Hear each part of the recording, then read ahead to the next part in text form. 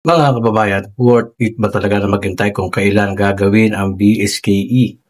Sa dami ng fake news ngayon, abay, yung iba nalilito na kung kailan talaga magkakaroon ng BSKE. Yan ang ating pag-uusapan ngayon. Okay, kamakailan kasi mga kababayan, mayroong mga lumabas na mga balita na ang BSKE daw ay mangyayari na sa susunod na taon, Pebrero.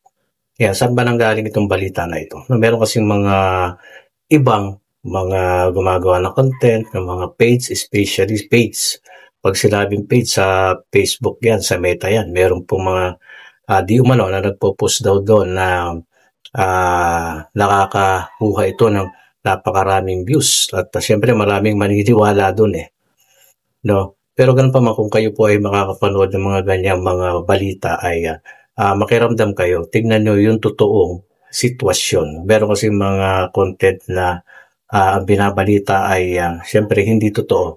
At meron naman siyempre yung totoo. At meron naman din mga content dyan na nagbabase lang din sa mga ibinabalita na nanggagaling sa malalaking network. Okay, so tayo dito nagbibigay din tayo ng mga impormasyon, mga update, mga analysis sa mga pwede pong mangyari. No, so Pebrero, may mangyayari bang BSKE Pebrero? Unang-una, wala pong batas na nagsasabing magkakaroon ng BSKE sa Pebrero. Yan, ang sinasabi kasi ng batas na RA 1232-2026 nga, pero November, no? Mangyayari yan 100% kung ang desisyon ng Korte Suprema ay naaayon sa batas o konstitusyonal. Okay? Paano naman kapag unconstitutional? No? Meron mga nagsasabi na kapag unconstitutional daw ay baka daw mapaaga ang BSK. So, hindi November, pero 2026. Tandaan nyo yan, 2026 na. Constitutional man o unconstitutional. Pero Pebrero, wala. Kasi inaatay yung desisyon din ng Korte Suprema sa BARM election na dapat ay March daw. Sabi sa mga update, dapat March. So pag nagkaroon ng BARM, halimbawa March, magbilang ka ng 5 buwan, pagitan, bago magkaroon ng BSKE. So halimbawa magkaroon ng BARM ng March, April, May, June, July, August. So papatak na bare months, no? Bare months talaga, no? Kahit pa unconstitutional, papatak na bare months. Mga ganon. Pero, bago yon, siyempre maglalabas muna ito ng calendar of activity, yung schedule. Kaya kung iisipin ninyo, mga kababayan, halimbawa, sa loob ng halimbawa, January, February, March, walang desisyon ang Korte Suprema. Sa mga panahon na yan ay pwede na pong magbaba ng bagong calendar of activity ang COMELEC para sa BSKE 2026. Sa mga buwan na yan, January, February, March. Tapos nag-BARM ng March, ayan. Magkakaroon na po yan sigurado ng calendar of activity kung sa mga panahon na yan ay wala pa rin pong desisyon ang SC. Siyempre, mandato ang RA 12232, yun ang titignan at yun din ang susundin ng lahat. Yan ang ipatutupad ng COMELEC. No? November 2, 2026. At kapag unconstitutional, sinasabi nila baka mapaaga. No? Pero gano'n pa man, unconstitutional, siyempre maglalabas pa rin ang panibagong calendar of activity yan. No, hindi na nga lang katiyakan. 'Di ba? Hindi na katiyakan kung mapapaaga. Sa tingin ko, baka hindi pa mapaaga 'to, mga kababayan. Kung late na naman masyado ang desisyon ng Korte Suprema, no, halimbawa lang, lumabas ang desisyon ng AC mga bare months. Ayan, sa palagay niyo magkakaroon ng BSKE sa 2026? Malamang wala. No, kung late masyado ang desisyon ng EC, isipin nyo, malamang walang 2026 BSKE. Ano yan? 2027? 28? 29? No, isa pa yung 2029, maraming naniniwala na 2029.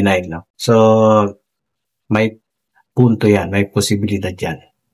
Kasi nga, sa sistema ngayon, ako parang bigla ako nawala ng tiwala eh. No, kahit may batas na sinasabi na mayroong dapat sundin sa November 2, masasabing wag na lang kayo mag-intay, mga kababayan, mga aspirant. Gamitin nyo na lang na advantage yung pagkakamove. Hanggat walang nangyayaring BSKE, gamitin nyo na gamitin na advantage yung mga panahon na yan. Kahit yung mga nakaupo. No? Gawin niyo yung advantage. Siyempre, magpakitang gilas kayo na magpakitang gilas para hindi kayo basta-basta matatalo pag nagkaroon na ng BSKE kung 2026 man yan, 2027, 2028 o 2029 pa yan. Realidad ngayon sa nakikita ko ay kahit nga mayroon ng batas, no, sabi ko nga, pwede pa rin yan mabago dahil sa sistema at sitwasyon ngayon. No? Kung kakaroon ng November, di maganda kasi yun naman din talaga yung nasa batas na eh. Yun na yung sinasabi ng batas eh. Pero dapat, ang BARM, no, bago magkalahati ng taon ng 2026 ay maisagawa, maisakatuparan na yung BARM na yan. At yung desisyon ng AC, no, siyempre sigurado yan kung sana sinasabi nga natin na ating pino-forecast na sabi ko nga, magiging desisyon dyan ng AC ay constitutional. Nasa ganun, hindi na gumulo ng gumulo. Hindi na maging lalong komplikado kasi kung unconstitutional yan, mas magiging magulo pa yan. Mga kababayan. Kaya kung tatanungin, okay lang ba talaga? Ang sagot ko dyan, huwag na kayo umasa muna. Basta, wala na kayong taon. So, kung 2026, okay. Kung hindi nga mangyari 2026, dahil halimbawa unconstitutional, tapos yung BARM, tapos yung desisyon ng AC, medyo delay, hindi 2026. No, pero pag konstitusyon, automatic yan. Sigurado yan, November yan. At kung ayaw naman ng November 2, baka maging December pa eh. Kahit konstitusyon eh. November or December. Or iuro ng konti, no, mga second Monday of November, mga ganun. Basta kung ayaw nila ng November 2. Kasi nga, All Souls Day yun. Sagrado daw yun. Holiday yun. Panahon niya ng mga pag-aalaala sa mga yumao. No? At panahon ng mga pamilya, holiday, di ba? So, ayan. At Pebrero, wala yan. Huwag kayong maniniwala dyan. Talagang isang malaking fake news ang Pebrero BSKE. Imposible yan, mga kababayan. So, bilang advice ko na lang din sa mga aspirant ngayon, mga nakaupo, ay huwag na kayo mag-antay. Gawin nyo na lang ang inyong mga dapat gawin habang kayo ay nandyan. Magkakaalaman naman yan, magkakabiglaan naman din yan. Diba? Diba naman, syempre, titignan nila yung batas. Tama yan, tignan yung batas. Pero umasa pa rin kayo, no? Ibig sabihin, umasa na baka bigla pa rin maurong. Pwede, diba? Ganyan na nangyayari ngayon eh. Yung sistema nga eh, yung batas mabagal. Mabagal ang mga desisyon ng mga kinauukulan. Kaya nagkakaroon ng mga delay, di ba? So, sa mga aspirant, yun nga, sabi ko lang kanina, gamitin yung advantage yan. No? Habang hindi nagaganap yan. Pagkakataon niya, baka mas mapaganda pa nga. Mas mapaganda pa yung pagkakamove para sa mga aspirant.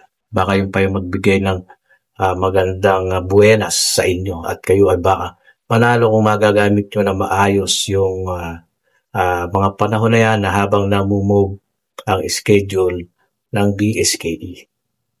May advantage at disadvantage talaga yan. Depende sa inyo kung paano kayo gagalaw. Diba? So, huwag nyo nang problemahin yung kung kailan. Wala kayo umasa muna. Advantage ang inyong isipin. Makakapag-ipon pa kayo ng ganun.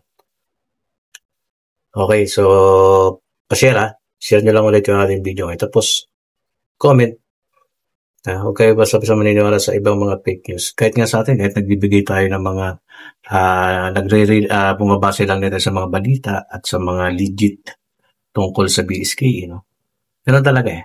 Kasama yan sa ganitong mga content. Merong hindi totoo at may totoo. At dito, nagbibigay din tayo ng pag-aanalisa na kung saan ay okay lang yun, karapatan natin yan.